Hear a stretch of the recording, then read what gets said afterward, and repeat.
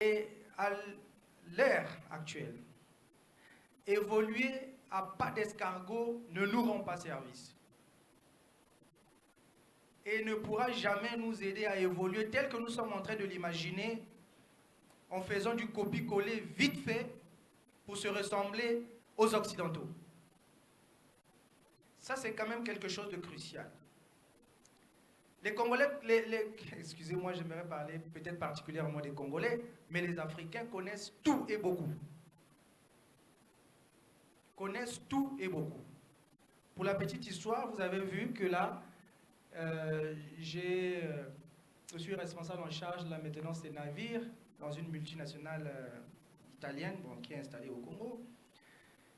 J'ai participé au projet que le président avait lancé pour la transition énergétique, qui demandait à toutes les sociétés pétrolières de pouvoir arrêter avec le torchage. Mais pour arrêter avec le torchage c'est une opération de brûler le gaz excédentaire qui jaillit des puits de pétrole.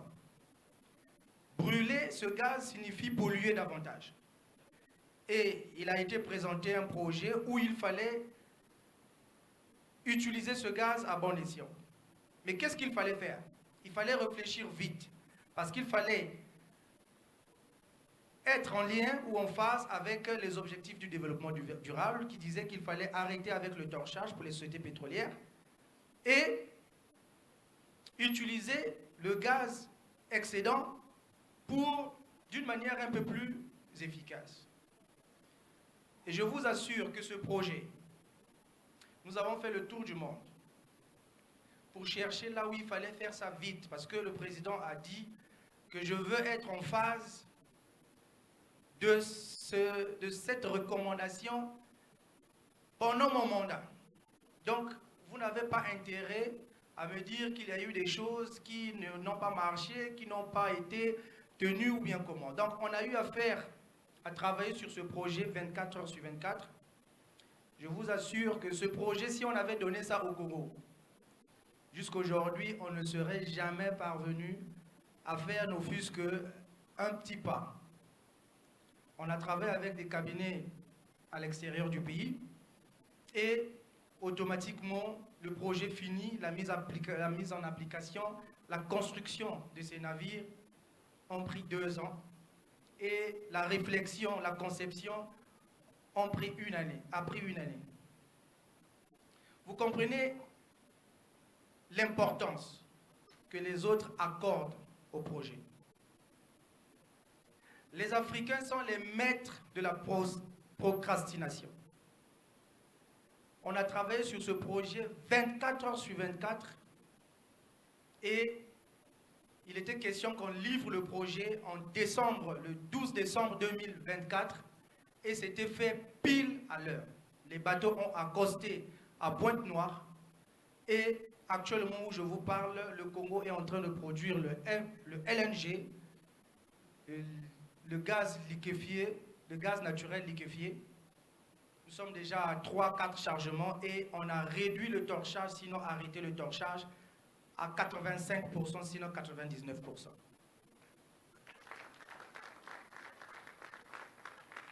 Donc, le président avait compris qu'il fallait le faire vite et tout de suite.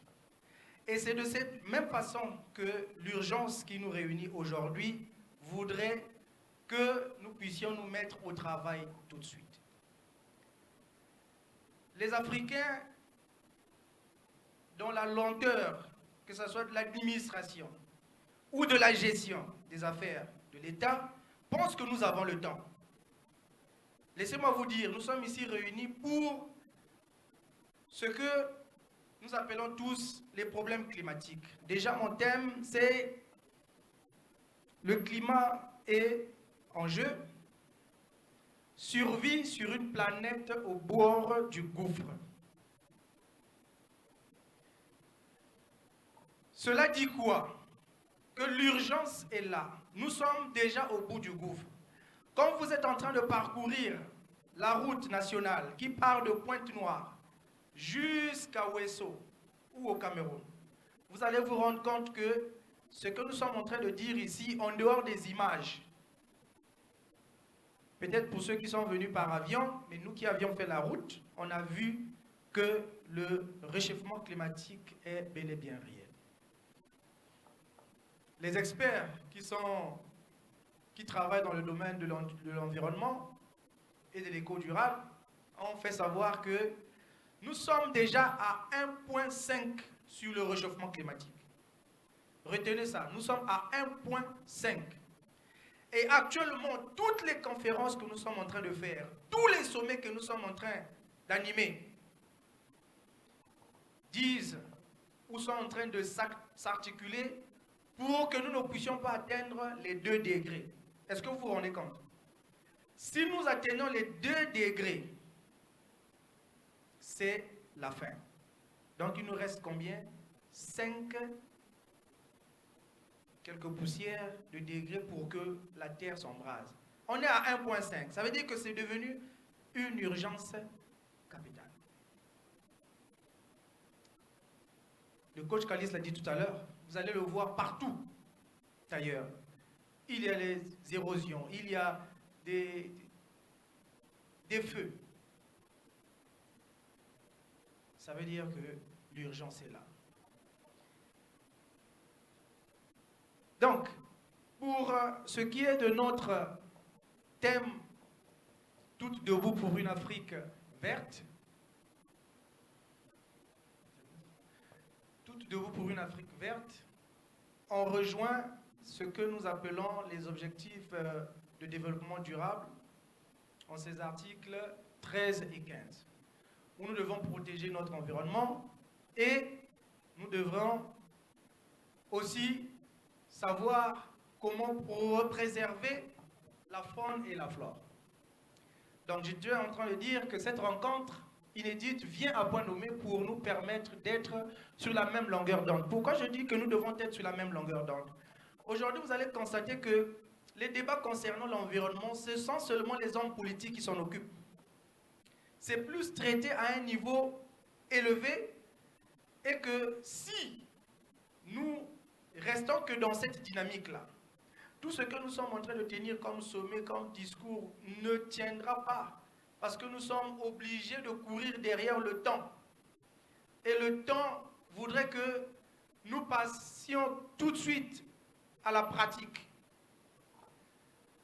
Aujourd'hui, tout est visiblement clair que notre monde est en train de se dégrader du jour le jour. Cela pour les causes que nous ne pouvons minimiser. Érosion par-ci, inondation par-là, et l'augmentation de la température ambiante. Toutes ces mutations et transformations ne peuvent que nous interpeller. Le monde bouge, le Congo aussi. Les sommets comme les 3 bassins du Congo et la conférence sur l'afforestation et le reboisement, pour ne citer que ceux-là, à côté des COP 24, 28 et tout, on arrivera même à COP 30, démontrent à suffisance l'urgence de ce grand conflit que l'homme a créé avec la nature. Tout ceci arrive parce que l'homme a faim, l'homme doit se nourrir, l'homme doit s'éclairer, l'homme doit survivre sur la planète, dans un monde où rien n'est donné. Il faut cet effort-là. Nous devons travailler sur cet effort. Donc, c'est par rapport à sa famine, par rapport à son besoin de pouvoir survivre sur la terre que l'homme est obligé de violer la nature. Mais l'homme viole, il faut effectivement réfléchir, il faut rentrer en contact avec les grands esprits. Et voilà, un matin, un monsieur a eu un rêve. Il dit, nous ne parlerons plus d'une Afrique noire, mais plutôt d'une Afrique verte. C'est le président de la République du Congo, son Excellence Denis Sassou Nguesso, qui l'avait annoncé lors de son discours d'investiture en 2021. Alors, nous ne parlerons plus d'une Afrique verte. La question que nous devons nous poser, est-ce une vision ou une prophétie? Eh bien, lui seul sait. Une telle pensée ne pourrait-elle pas mettre les peuples en ébullition? Bien sûr que oui. Nous sommes en ébullition parce que nous voilà ici réunis pour Femmes spéciales toutes debout pour une Afrique verte. Nous sommes en train de répandre ou nous sommes en train d'interpréter cette vision-là. Rassurons-nous que notre planète bat de l'aile et suffoque suite à la destruction massive de ses ressources naturelles qui nous permettent de vivre dans un bon monde de sécurité, nous les humains, la faune et la flore. En outre, il va de soi que la destruction telle qu'elle a été constatée a été effectuée et se poursuit avec une grande énergie. Ceci dit, que pour inverser cette tendance, il est impératif de se mettre en action et s'orienter vers une réelle conscientisation. Vous comprenez ici que nous ne voulons plus rester dans un monde où nous ne tiendrons que des discours derrière les lutrins. Toute personne qui vient ici, qui se veut femme spéciale 2024, doit être une femme verte. Verte pourquoi? À l'époque, chez nous, ici au Congo, on disait une école, un champ. J'aimerais que nous puissions nous approprier un peu ce slogan pour dire une femme, un champ. Je pense que ça devait déjà aussi exister. Une femme, un champ. Nous sommes dans un monde qui est en train de pleurer. Nous sommes dans un monde qui est en train de suffoquer. Et ces répercussions-là sont automatiquement, c'est nous qui subissons automatiquement ces répercussions. Quand nous étions en train d'élaborer le projet, on a quitté l'Allemagne, on est arrivé à Dubaï pour la construction des navires. Toute la période de juillet à août, la température ambiante était à 50 degrés. Vous vous rendez compte? À 50 degrés. C'est vrai que c'est la zone du désert, mais les experts là-bas nous ont dit que ce que nous sommes en train de constater, effectivement, c'est le réchauffement climatique. 50 degrés, vous ne pouvez pas être habillé. Chaque minute, on était obligé de remplacer nos combinaisons. Et on travaillait avec des combinaisons. Comme le projet, le président avait dit que c'était urgent. Les Occidentaux ont réfléchi des combinaisons aérées. Donc, vous mettez la combinaison, dedans il y a comme des ventilateurs. Je ne sais pas si je pourrais retrouver les images sur mon laptop, mais à l'intérieur, on était ventilé. Donc, vous avez des combinaisons comme des cosmonautes ventilés parce qu'il fallait travailler 24 heures sur 24. Et de jour comme de nuit, vous avez 50 degrés. Donc, il est important aujourd'hui que cette conscientisation que nous sommes en train de faire puisse aller en cascade. Pourquoi la cascade? Parce que le temps, il est pressant. Nous avons besoin de réaliser cette conscientisation, l'accompagnement et implication des peuples en renforçant des campagnes de reboisement sans fin, ce qui constituerait un panier d'emploi, et mettre un accent particulier sur la réduction des gaz à effet de serre pour les sociétés et les journées nationales sans véhicule. Et je pense qu'au Rwanda, ces journées-là existent déjà. Il y a une journée au Rwanda, je pense, qui se passe sans utiliser nos cylindrées. Vous vous rendez compte que ce que nous sommes en train de dire aujourd'hui, on n'est plus en temps d'attendre. Nous devrions nous mettre au travail. L'urgence est là, il faut se mettre en action tout de suite. Le peuple africain a eu cette grâce de naître sur les terres avec full option. On peut cultiver, irriguer et autres. Pour réussir ce pari, il nous faut des réformes personnelles. Arrêtons de croire que nous avons le temps. Si aujourd'hui nous croyons, comme le président l'avait prédit en parlant d'une Afrique verte, que cela se fera par bâton magique, eh bien, nous resterons dans le rêve. Le sujet de la protection de l'environnement et la préservation de la faune et de la flore est resté très élevé par rapport à la classe basse des peuples. Leur inaction découle de la manière dont les sujets sont abordés. Ils ne trouvent aucun intérêt. Vous vous rendez compte?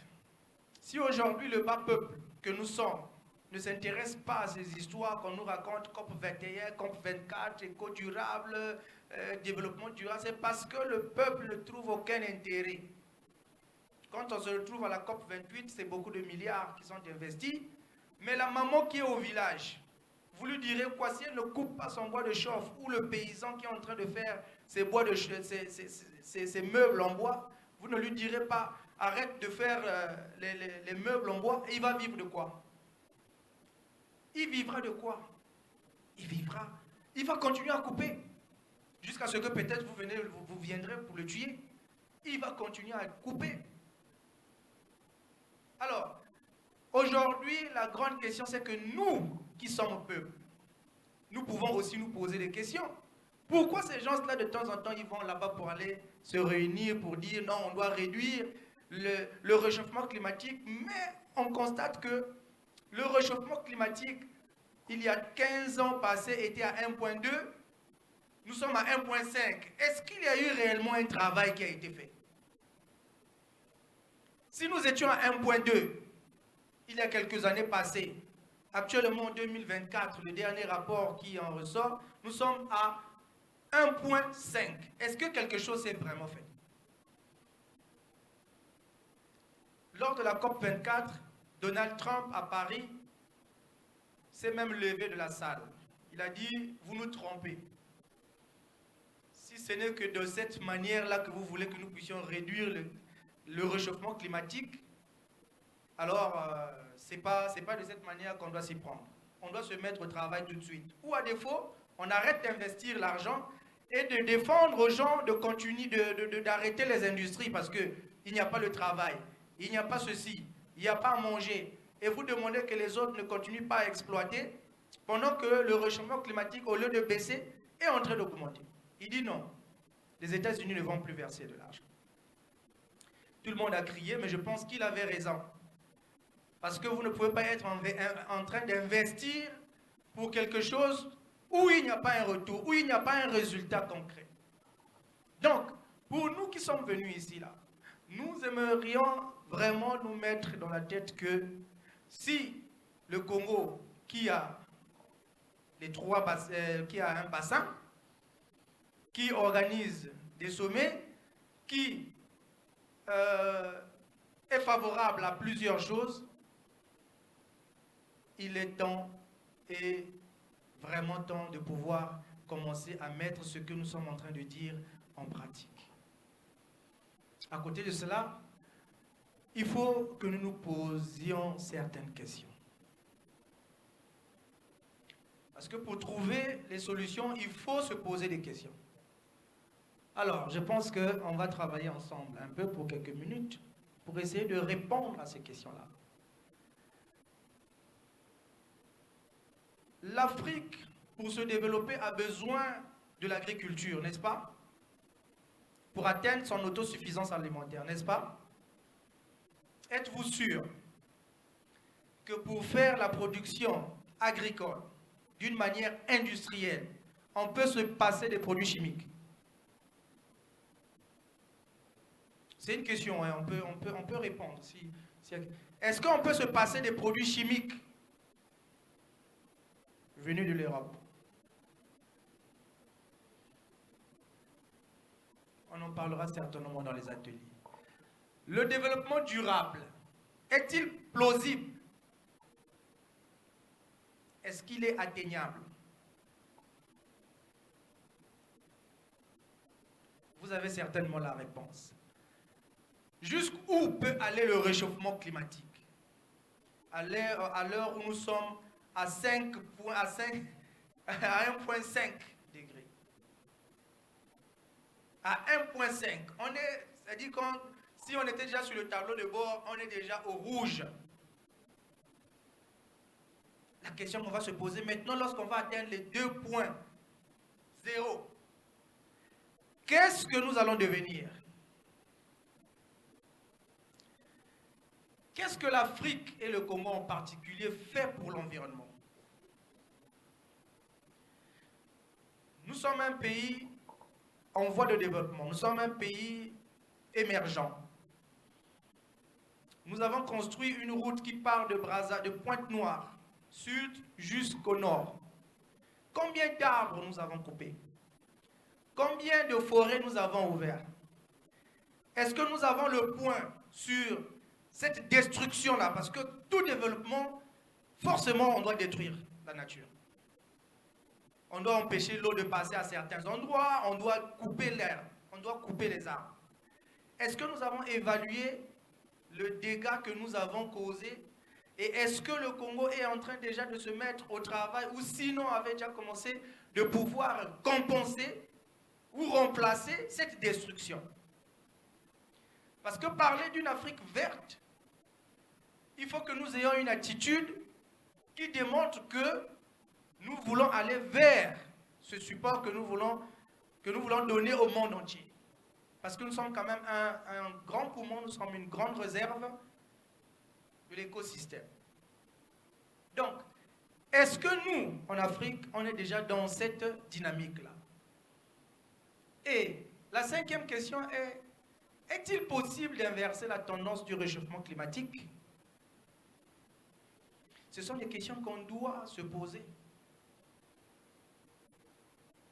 Est-il possible d'inverser la tendance du réchauffement climatique? À la foulée comme ça, quelqu'un peut donner une réponse entre oui et non, simplement. Est-il possible d'inverser cette tendance? Je n'ai pas compris, plus fort. C'est possible. C'est possible d'inverser cette tendance. Maintenant, la question qu'il faut se poser à la fin, que faut-il faire? Que faut-il faire? Alors, dans les réponses, dans les courtes réponses sur la question comment est-ce qu'il faut s'y prendre, qu'est-ce qu'il faut faire, dans un premier temps, on peut dire qu'il faut changer de mentalité. Le changement de mentalité, je l'ai dit d'entrée de jeu, sur la conception rapide des projets et mise en application. Quand vous êtes en détresse, quand vous êtes en difficulté, il n'y a plus de temps au discours. Il faut faire les choses smart.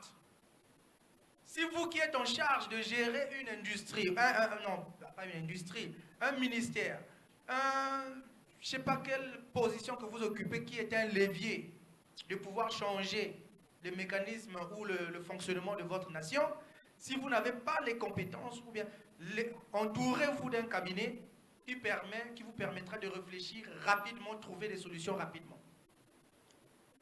Parce que si on perd du temps en concevant un projet, le temps de la conception et de la mise en application, on aura encore à gagner 5 ou 10 degrés. Nous allons encore gagner beaucoup de degrés.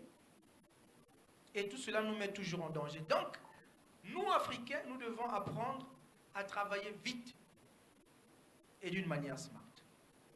Quand le projet est fait et fini, il doit être vite approuvé et vite mis en application.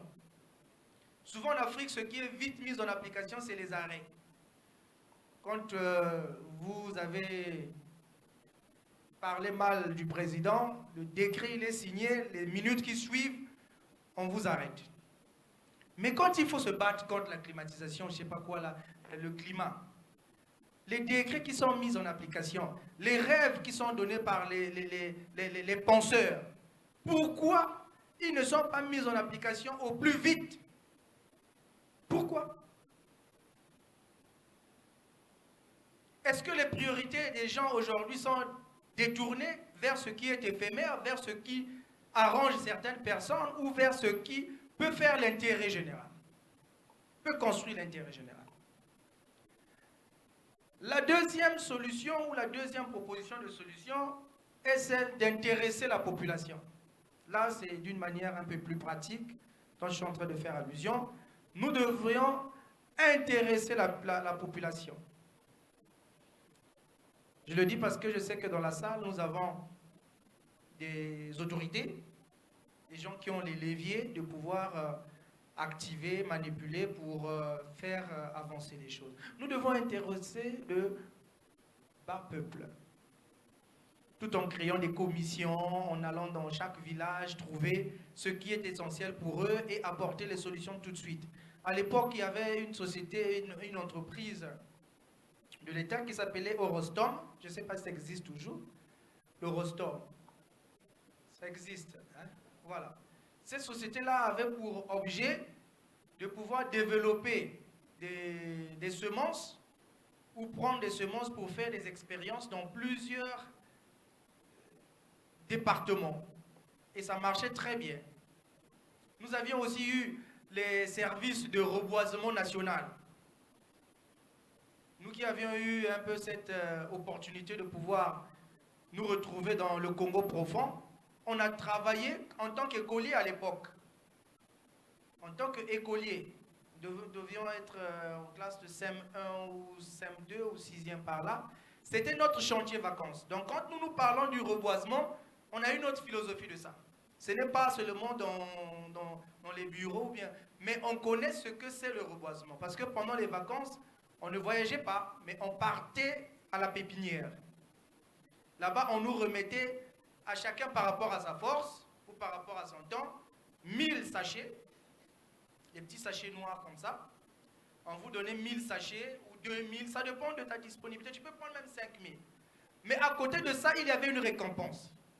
Donc, quand vous avez mis au moins 1000 pieds, 1000 plantes dans un sachet, on vous montre effectivement comment préparer la terre, comment mettre quelques engrais, tout.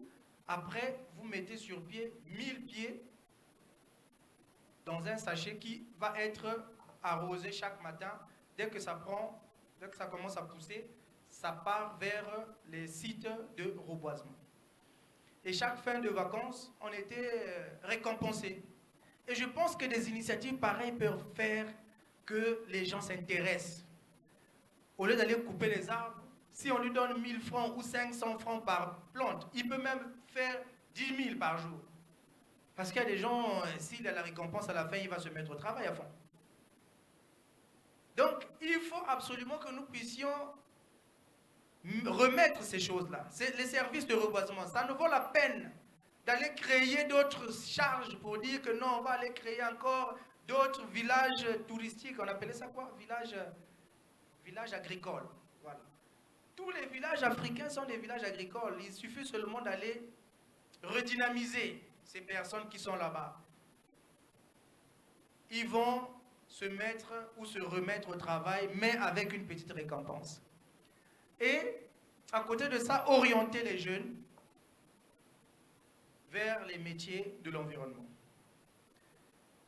Je vous assure que c'est quand même très difficile de vivre en Afrique. Je ne sais pas si nous avons hérité ça des colons, mais l'Africain à une certaine époque aimait seulement travailler dans le bureau. Fonctionnaire. Tout métier qui arrimait avec ce qu'on appelait agronomie, on trouvait des gens là, on dit mais vraiment ceux-là, ils vont travailler dans la forêt, alors que le travail c'est en ville. Aujourd'hui, tout le monde va travailler dans la forêt, parce que l'urgence est là. Et si les programmes scolaires, comme l'a dit le coach Calix tout à l'heure, pouvaient être orientés vers ces métiers de l'environnement, je pense qu'on ne devrait pas avoir des facultés pléthoriques en sciences et économie ou je ne sais pas ce qui est créé à Bayardel ou dans les facultés que nous avons à Brazzaville ou au Congo. On peut orienter les jeunes vers les métiers de l'environnement et l'emploi, il y en a. Parce qu'on a dit tout à l'heure qu'à 1,5, nous pouvons apporter notre support et commencer à chercher à inverser cette tendance-là. Parce que pour inverser la tendance du réchauffement climatique, c'est possible, on l'a dit tout à l'heure. Mais si les efforts que nous mettons pour inverser la tendance sont inférieurs aux efforts qui ont été mis à l'époque pour détruire, on ne fera rien. C'est effectivement ce que nous constatons. On parle plus, on agit moins, la température continue à augmenter.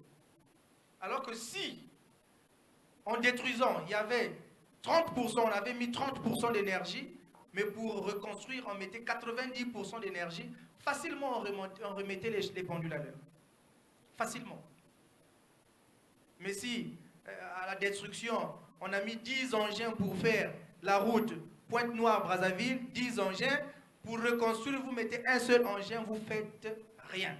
Vous comprenez un peu la figure. Si pour détruire, tu as utilisé 10 machettes, pour refaire, il faut que tu utilises 20 ou 30 roues. C'est pas ça. Donc il faut que la force ou l'énergie pour le reboisement soit décuplée. Parce que pour détruire, pour faire une plateforme ou pour faire une route, c'est beaucoup d'engins. Donc on veut aussi beaucoup de tracteurs agricoles, plus que les engins de destruction. Et pourquoi pas même plus que les engins militaires. Alors, donc, je l'ai dit déjà, réhabiliter les centres de reboisement national. Donc, chère femme spéciale, c'est un réel plaisir pour moi de partager avec vous cette petite expérience-là. J'ai parlé du reboisement, qui est quelque chose que nous avons vécu, notre jeunesse. J'ai parlé de l'arrêt, du torchage, du gaz excédentaire sur la production pétrolière. Nous sommes, et je suis aussi impliqué. Les choses sont en train d'être faites, mais il faut encore. Il faut encore et encore. Donc, tel que nous sommes venus ici, moi je pense que l'objectif pour cette conférence est celui de nous donner des atouts pour que nous soyons en mesure de repartir et répercuter ce message vers nos responsables, vers nos dirigeants, dans nos familles, pour que ça devienne pour nous une habitude. Parce que l'environnement dans lequel nous sommes, il est déjà très menacé en ce qui concerne le réchauffement climatique et la destruction de la faune et de la flore. Les 17 objectifs du développement durable est un grand canevas qu'on a donné à tous les États. C'est-à-dire on a donné la fuite de l'examen à tous les États. Que regardez la fuite, comment est-ce que vous devez travailler. Mais combien d'États sont sérieux? Combien de responsables nommés prennent au sérieux les objectifs qui leur sont assignés? Combien de ces responsables-là? On se demande, est-ce qu'on a des dirigeants qui sont réellement des patriotes ou des dirigeants qui sont venus d'ailleurs pour nous diriger? Les étudiants sont là, les femmes sont là. Vraiment, nous vous disons que le métier de l'environnement, c'est un métier de l'avenir. L'hygiène, sécurité, environnement, c'est le métier de l'avenir. L'agronomie, c'est le métier de l'avenir. Et tout ce qui rime avec l'environnement aujourd'hui est subventionné par tous les organismes. C'est à nous de pouvoir nous mettre en ébullition, de pouvoir chercher des solutions pour que notre Afrique devienne verte. J'en ai dit et j'ai terminé. Je vous remercie.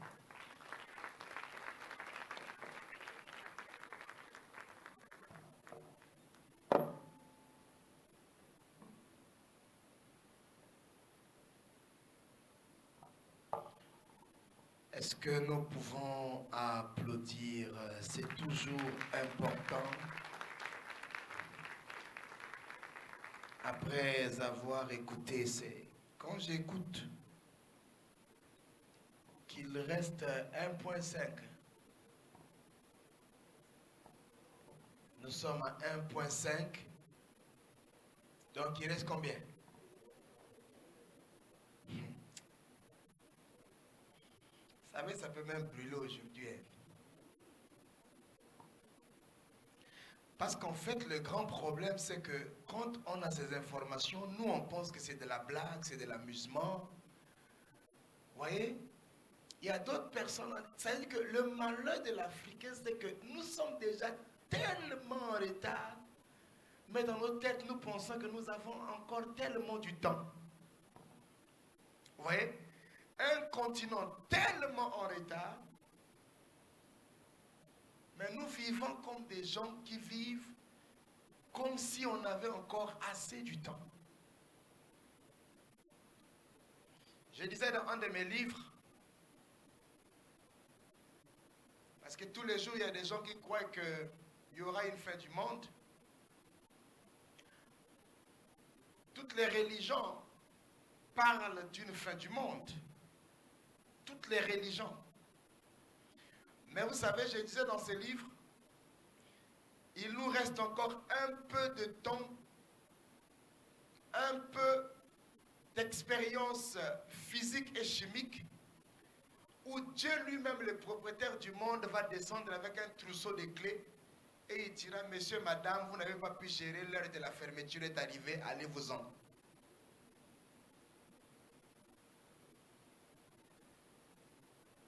Chaque minute qui passe compte. Tel que nous sommes assis, ça compte.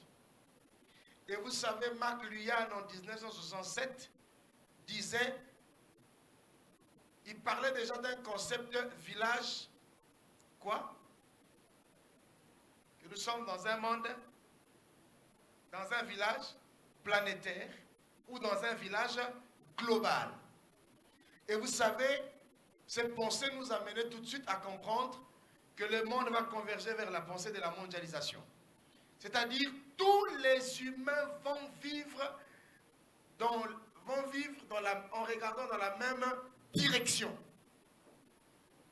Et si le monde devient un village planétaire, ce n'est pas une danse de coupé-décalé. C'est-à-dire, nous danserons les mêmes choses. Nous suivrons les mêmes informations. Et comme nous sommes toujours en train de dormir, les autres avancent pour accomplir ce plan. Et vous allez voir, simultanément, vous avez des décodeurs dans vos maisons, que tout le monde achète d'ailleurs. Vous savez, le but de ces décodeurs, ce n'est pas le développement. C'est en fait pour vous connecter à ce que le monde devienne un village planétaire. Hier, on a eu la conférence à Oyo, l'ouverture.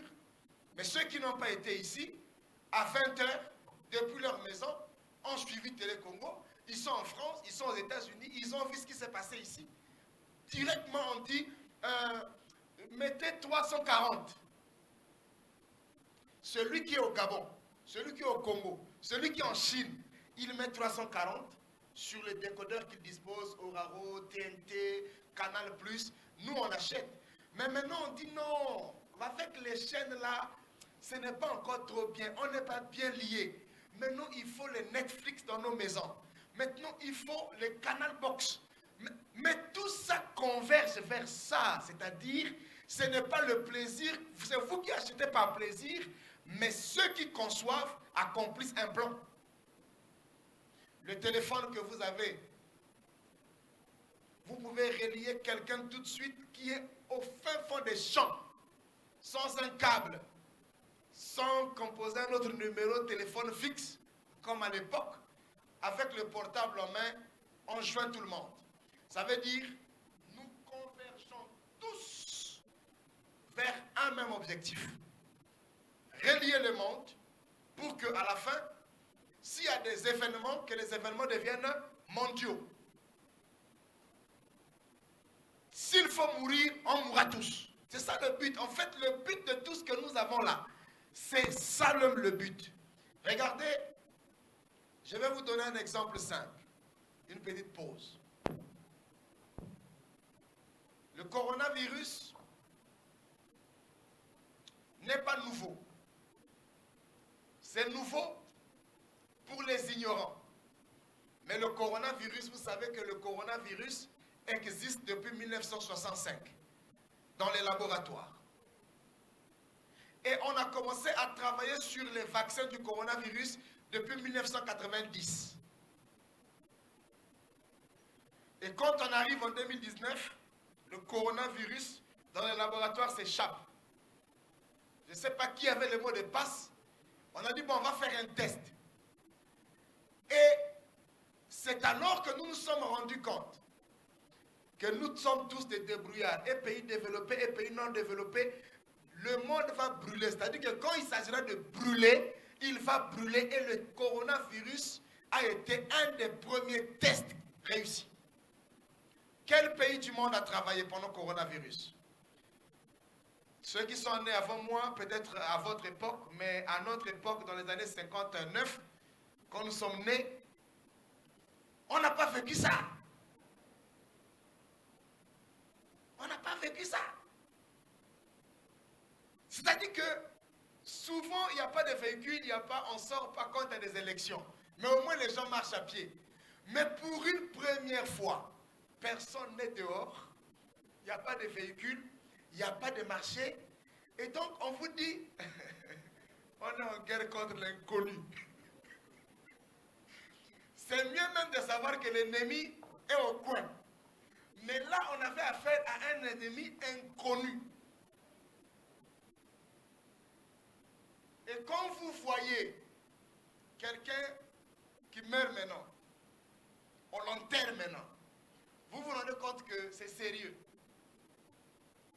Et si, après le coronavirus, c'était un test, comme on dit en politique, de ballon essai, on a fait un ballon essai pour voir comment les gens vont se comporter. Comment les médias, quelle influence les médias vont avoir sur l'humanité. Parce qu'en grande partie, ce qui a vraiment traumatisé l'humanité en termes de coronavirus, en grande partie, ce sont les informations qu'on écoutait. Et le nombre de fois que j'ai voyagé pendant le coronavirus, cette période, j'ai même eu des problèmes au niveau de mon nez parce qu'on piquait chaque semaine pour faire des prélèvements, mais Dieu merci, je n'ai pas eu ça. Si le coronavirus a touché le monde entier, le problème climatique, c'est un problème mondial. Si les virus circulent, les flammes qui se trouvent aujourd'hui, qu'on voit à la télé, vous savez, les premiers Dieu empêche que ça arrive en Afrique. Hein. Vous savez, le feu qui brûle au Canada, là. Papa Josué, Madame Christelle, vous voyez comment le feu là brûle au Canada. L'arsenal qu'ils ont pour éteindre le feu. Nous, si ça commence ici un peu, on peut rire, hein? Mais vous savez, les tremblements de terre, je ne sais pas si vous avez déjà été dans un pays et pendant votre séjour, il y a un événement naturel. Donc vous êtes dans une maison comme ça. L'année passée, on devait pas aller à Kinshasa, on devait aller à Antananarivo. C'est ça le pays. La ville, Antananarivo, au Madagascar. Qu'est-ce qui nous a empêché d'aller là-bas? La salle qu'on avait réservée autre s'est engloutie, s'est effondrée. Tremblement de terre. Et quand on voit ça à la télé, on dit ah.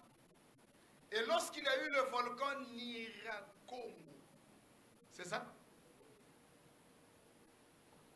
À l'est de la RDC, à l'ouest ou à l'est? À l'est de la RDC, on a vu, le volcan. Mais ne nous en faites pas. Ça peut arriver que c'est dans votre quartier que ça commence. Ça peut arriver. Parce que quand vous voyez les voisins là, quand ça a brûlé, peut-être qu'il y avait aussi des gens qui habitaient là-bas. Donc, nous tous tels que nous sommes là, nous devrons être conscients de ce qui arrive. Mesdames et messieurs, c'était juste pour interpeller par rapport à ces deux exposés que nous avons déjà suivis. Mais demain, nous allons vivre un très grand spectacle ici, avec des chanteurs, des chanteuses, des musiciens qui vont livrer un mini-concert ici. Mais bien avant cela, si la régie est prête, on va nous balancer un morceau de musique que nous allons tous écouter avant de prendre les autres intervenants. Cabine.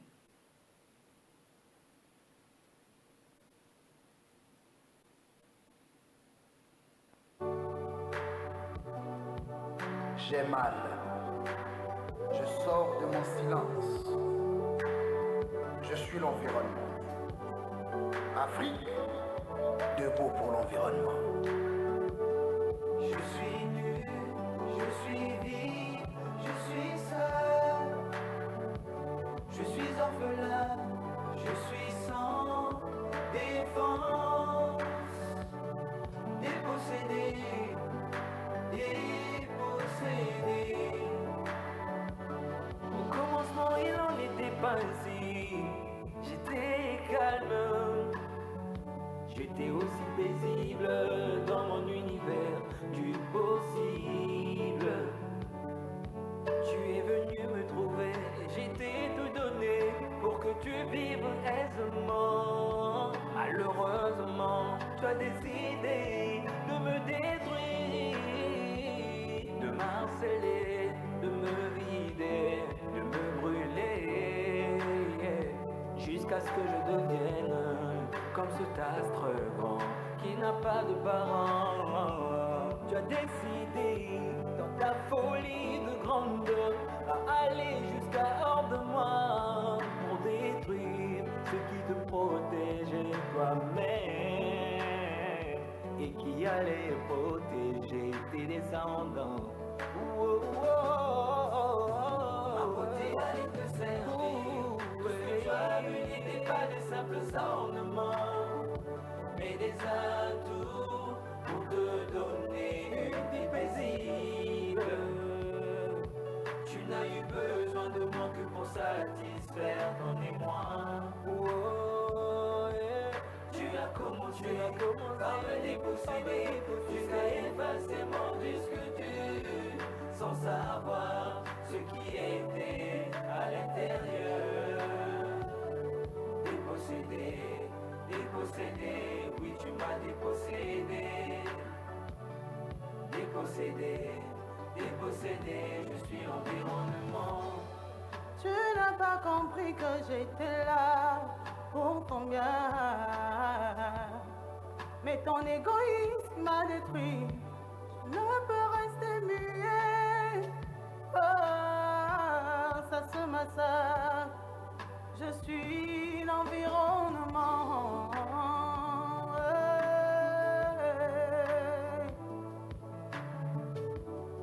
Je suis celui que tu ignores et méprises. Je suis ton protecteur inlassable. Malgré tout ce que tu me fais, je garde ma toute colère, ma grande fureur, au risque de te faire disparaître, sans reconnaître le son de ma trompette. Sans même laisser l'ombre de ta silhouette, tu seras dans les oubliettes, jusqu'à sous les tablettes. Ceux qui mangent les omelettes, après leur omelette, pendant des bouées, des bicyclettes, avec des clés molettes, tout deviendra obsolète, tout deviendra une perte. Tout deviendra une perte, deviendra une perte. Tu pleures pour que je t'écoute, mais à ton tour, est-ce que tu entends mes pleurs? Je suis devenu asthmatique, je n'ai plus d'air. J'ai à l'heure des pères qui s'assemblent en paix pour réfléchir sur les conditions de mon bonheur. Je ne suis plus en paix. Tu as commencé par me déposséder jusqu'à effacer mon disque dur, sans savoir ce qui était à l'intérieur. Dépossédé, dépossédé, oui tu m'as dépossédé. Dépossédé, dépossédé, je suis l'environnement. Organise-toi maintenant ou jamais. Mets-moi au centre de tes priorités. Réinvente-moi, réhabille-moi, redonne-moi mon éclat. tes fils dès leur passage. Sur ma protection, oh, protège-moi afin que je te protège. Fais-nous ton amitié avec moi, ne sois pas en guerre contre moi. Car si tu tentais, jamais tu gagneras et tu seras perdant à jamais. Je suis l'environnement. Je suis l'environnement. Ma beauté allait te servir. Tout ce que tu as vu n'était pas des simples ornements, mais des atouts pour te donner une vie paisible. Une vie paisible. Tu n'as eu besoin de moi que pour satisfaire ton émoi. Tu as commencé par me déposséder. Tu savais facilement plus que tu, sans savoir ce qui était à l'intérieur. Dépossédé, tu m'as dépossédé.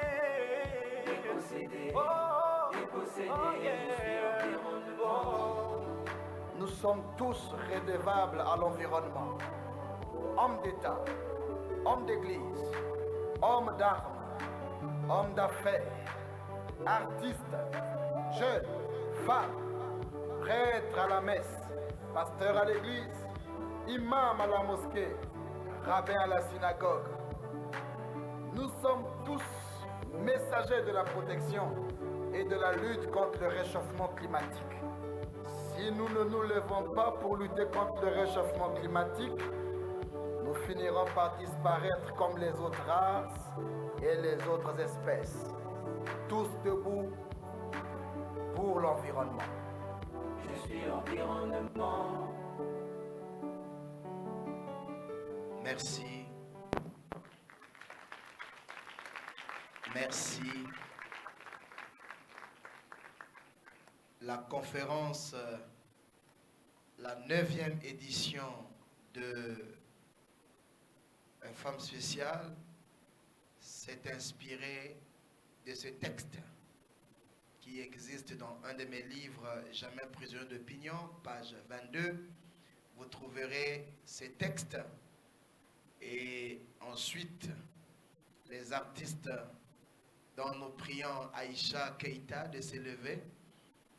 Est-ce que nous pouvons applaudir pour Aïcha? S'il vous plaît, est-ce que vous pouvez, Régie, est-ce que vous pouvez remettre la chanson rapidement? Oh, vous êtes parti? Relancez la chanson. Faites passer un peu, faites passer juste un peu. Mettez là où la femme, la fille chante. Je suis l'environnement. Rapidement, faites passer. Debout pour l'environnement. Je suis nu. Faites passer, faites passer, faites passer. Je suis seul. Je suis orphelin. Je suis sans défense. Dépossédé. Dépossédé. Au commencement, il n'en était pas ainsi. J'étais calme. J'étais aussi paisible dans mon univers du possible. Tu es venu me trouver. Pendant que Aïcha Keïta avance, nous applaudissons pour Aïcha. C'est tout tout ça là, la conférence. Tu as décidé de me détruire, De m'harceler, de me vider, de me brûler, jusqu'à ce que je devienne comme cet astre grand qui n'a pas de parents. Tu as décidé dans ta folie de grandeur à aller jusqu'à hors de moi pour détruire ce qui te protégeait toi-même et qui allait protéger tes descendants. Ma beauté allait te servir. Tout ce que tu as vu n'était pas des simples ornements, mais des atouts pour te donner une vie paisible. Tu n'as eu besoin de moi que pour Coupez les satisfaire appels, ton refusez émoi. les appels, mettez l'appel. Te donner une vie paisible. Tu n'as eu besoin de moi que pour satisfaire ton émoi. Tu as commencé à me déposséder jusqu'à effacer mon disque dur sans savoir ce qu'il y avait à l'intérieur. Dépossédé, dépossédé, oui tu m'as dépossédé. Dépossédé, dépossédé, je suis l'environnement. À vous les micros. Tu n'as pas compris que j'étais là pour ton bien. Mais ton égoïsme m'a détruit. Je ne peux rester muette face à ce massacre. Je suis l'environnement.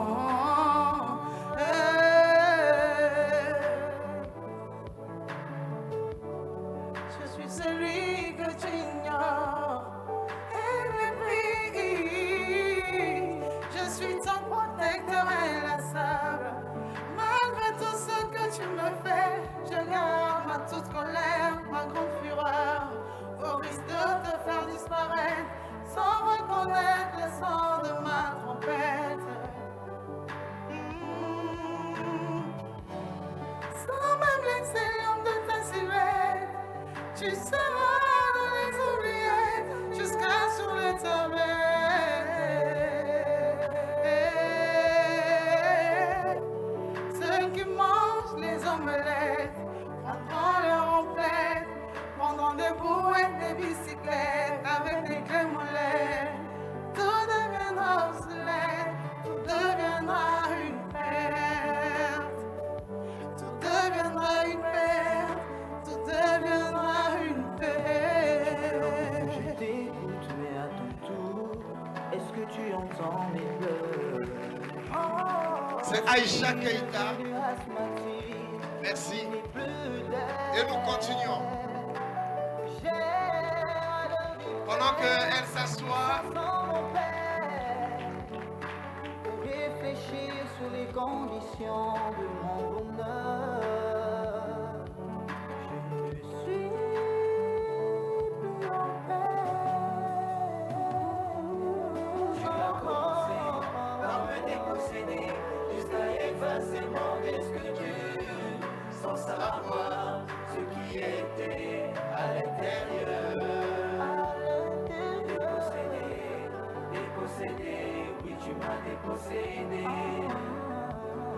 Dépossédé, dépossédé. la conclusion est là. Organise pas maintenant pour jamais. Mets-moi au centre de tes priorités. Réinvente-moi, réhabille-moi, redonne-moi mon éclat. Instruis tes fils dès le passage sur ma protection. Protège-moi afin que je te protège. Fais-nous dans l'amitié avec moi, ne sois pas en guerre contre moi. Car si tu t'entêtes, jamais tu gagneras et tu seras perdant à jamais. Je suis l'environnement. Je suis l'environnement.